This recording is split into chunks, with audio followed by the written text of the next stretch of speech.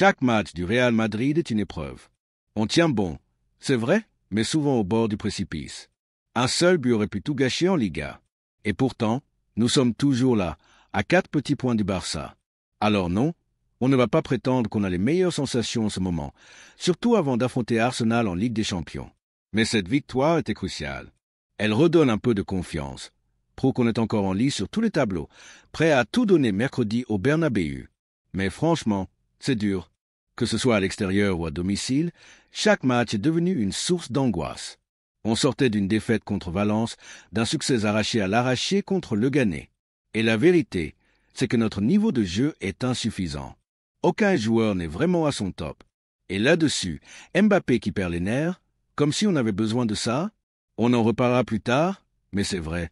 Contre le Real Madrid, chaque adversaire joue le match de sa vie.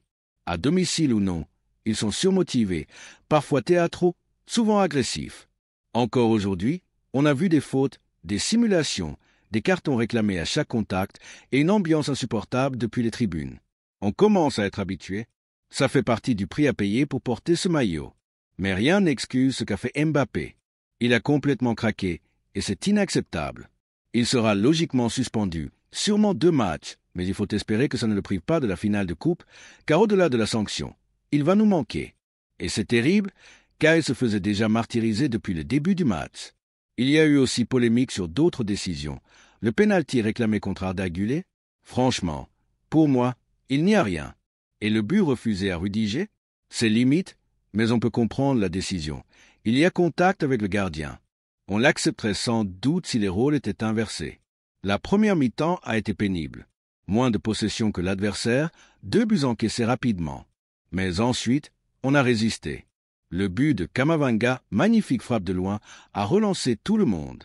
Un Camavinga combatif, précieux, qu'on regrettera mercredi en C1, car il est suspendu.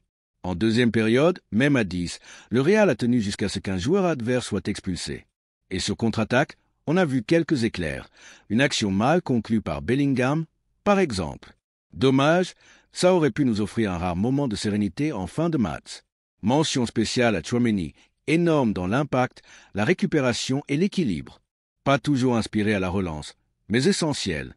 Il sera déterminant contre Arsenal, tout comme Ceballos, qui a fait une bonne entrée. On devrait le voir plus ce mercredi. Et puis il y a les choix de Carlo.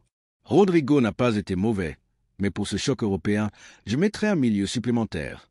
Valverde pourrait aussi redescendre en latéral droit, car Lucas Vazquez ne donne pas toutes les garanties. Bref, on est toujours en vie. En Liga, en Coupe, en Ligue des Champions. Mais il va falloir plus qu'un sursaut. Il faut du jeu, de la maîtrise et un peu de calme. On continue à ramer, même dans la tempête. À très vite pour de nouvelles réactions. Et comme toujours, likez, commentez, abonnez-vous.